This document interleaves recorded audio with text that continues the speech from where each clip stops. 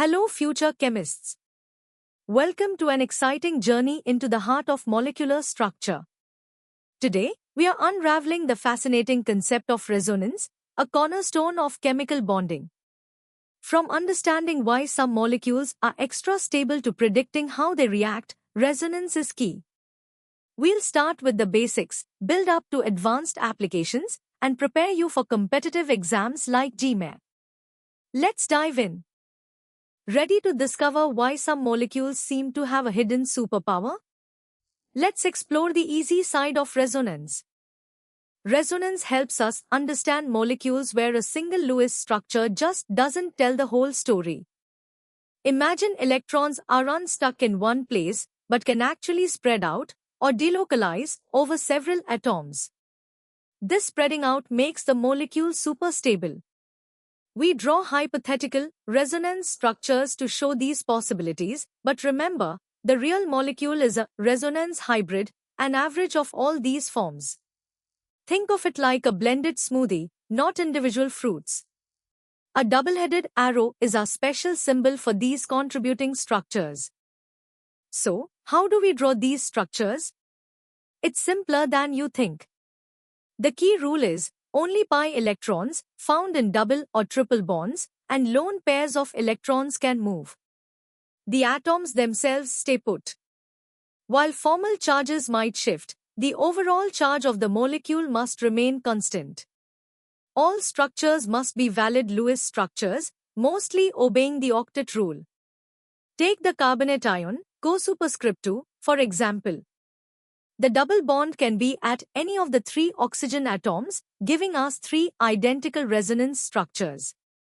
The actual ion has all CO bonds of equal length, somewhere between a single and a double bond, and the negative charge is shared across all oxygens.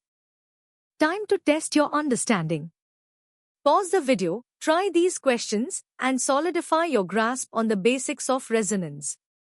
Can you identify which molecules resonate? What's the core requirement, and draw a simple resonance structure for the nitrate ion? Good luck! Now that we've covered the fundamentals, let's deepen our understanding. We'll explore the how and why of resonance in more detail. For resonance to occur, a molecule needs a special arrangement called conjugation. This means having alternating single and multiple bonds, or a multiple bond next to an atom with a lone pair, a carbocation, a carbanion, or even a free radical. This setup allows for continuous overlap of p orbitals, creating a highway for electrons to delocalize.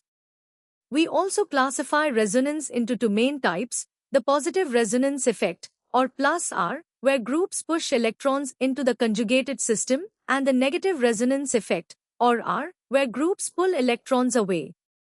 These effects are crucial for understanding how molecules react. Let's refine our skill in drawing resonance structures. We already know pi electrons and lone pairs move. But there are more subtle rules. Always ensure your structures are valid Lewis structures. Pay attention to formal charges, they must add up to the molecule's overall charge. And critically, remember that atoms don't move, only electrons do. This ensures we are depicting different electron distributions of the same molecule, not different molecules. Mastering these rules is essential for accurately representing electron delocalization. Not all resonance structures are created equal. Some contribute more to the true resonance hybrid than others. The most stable structures are the major contributors. How do we judge stability? Look for structures where all atoms have a complete octet. These are usually the most stable. More covalent bonds also mean greater stability. Charge separation is generally unfavorable, so structures with fewer separated charges are preferred. If charges are present, a negative charge on a more electronegative atom, like oxygen, and a positive charge on a more electropositive atom, like carbon, lead to more stable structures. These rules help us predict which forms are most important. Alright, time to challenge your intermediate level understanding. These questions will push you to identify conjugated systems, recognize resonance effects, draw more complex structures, and apply resonance to explain chemical properties like acidity. Take your time, think critically, and see how well you can connect the concepts. Ready to dive deeper? The hard level explores the quantitative side of resonance, its profound impact on chemical properties, and distinguishes it from related concepts. Resonance energy is a powerful concept that quantifies the extra stability a molecule gains from electron delocalization. It's the difference between the actual molecule's energy and what we'd expect from its most stable non-resonating Lewis structure. We often measure it experimentally, for example, by comparing heats of hydrogenation. A higher resonance energy means greater stability. This delocalization also profoundly affects bond lengths. In resonating systems like benzene or the carbonate ion, bonds are intermediate in length, not purely single or double. This explains why all C-to-C bonds in benzene are identical, despite its depiction with alternating single and double bonds. Resonance is a game-changer for understanding chemical reactivity, especially acidity and basicity. Take carboxylic acids, their conjugate base, the carboxylate ion, is highly stabilized by resonance, spreading the negative charge over two oxygen atoms. This makes the acid much stronger than an alcohol. Conversely, consider aniline, where the nitrogen's lone pair is delocalized into the benzene ring.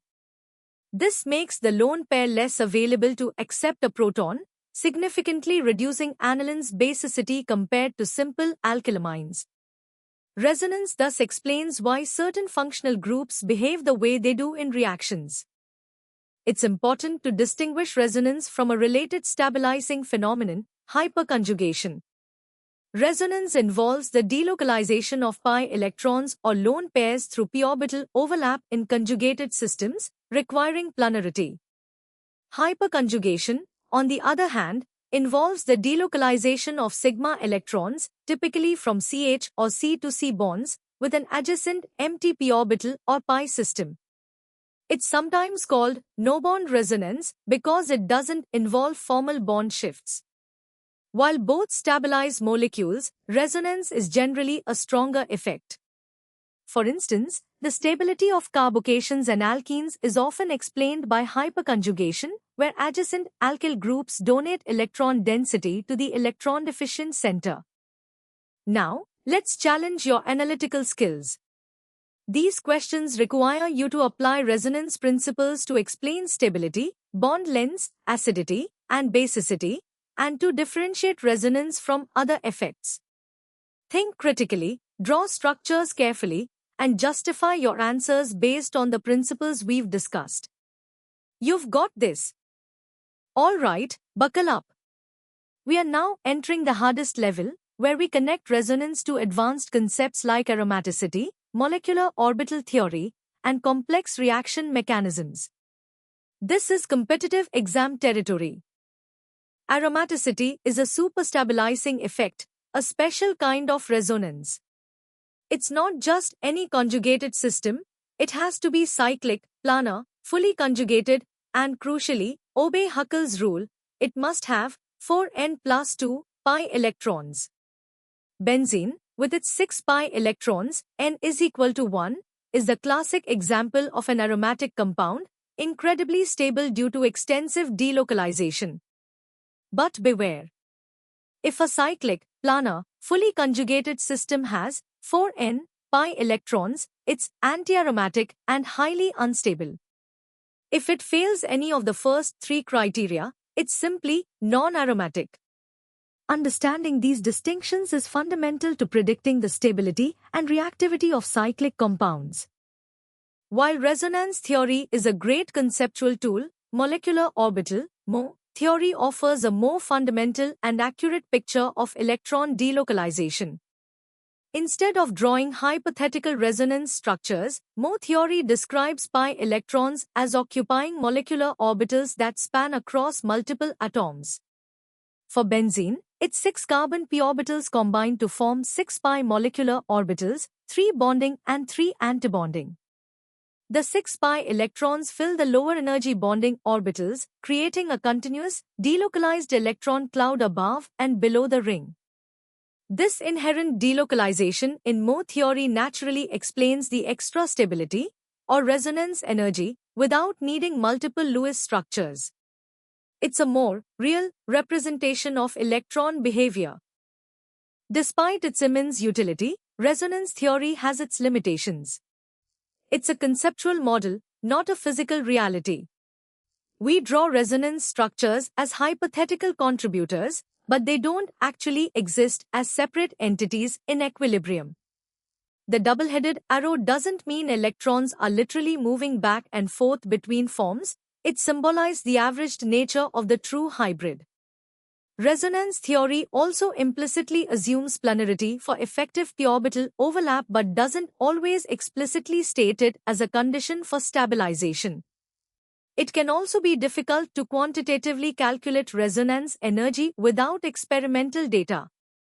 While a powerful qualitative tool for understanding electron distribution, Mo theory provides a more rigorous, quantitative, and fundamental description of delocalization.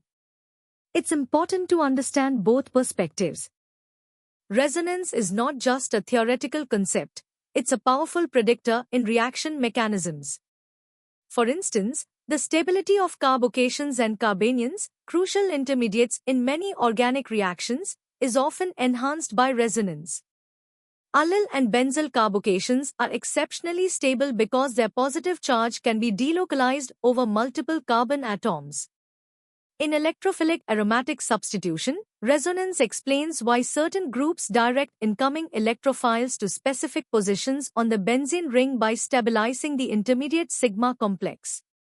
Understanding how resonance stabilizes intermediates and transition states allows us to predict reaction pathways, product outcomes, and even design new synthetic routes. It's truly a cornerstone of organic chemistry. Alright, here are the first 5 challenging questions designed to test your mastery of resonance, aromaticity, and Mo theory. These require deep thinking and application of multiple concepts. Take your time to analyze each problem, draw structures, and formulate comprehensive answers. Good luck! And here are the final 5 questions to push your understanding to its limits. These problems delve into advanced applications, limitations of the theory, and complex reaction mechanisms. If you can confidently tackle these, you're well on your way to acing your G-Main chemistry exam and beyond. Keep practicing and keep learning. And that wraps up our deep dive into resonance. From the basics of electron delocalization to the advanced concepts of aromaticity and reaction mechanisms, you've gained a comprehensive understanding of this vital topic. Remember, practice is key to mastering chemistry. For more such engaging and in-depth educational content, visit synapse.omaps.in. Don't forget to like this video, share it with your friends, and subscribe to our channel for continuous learning. Keep exploring the wonders of chemistry.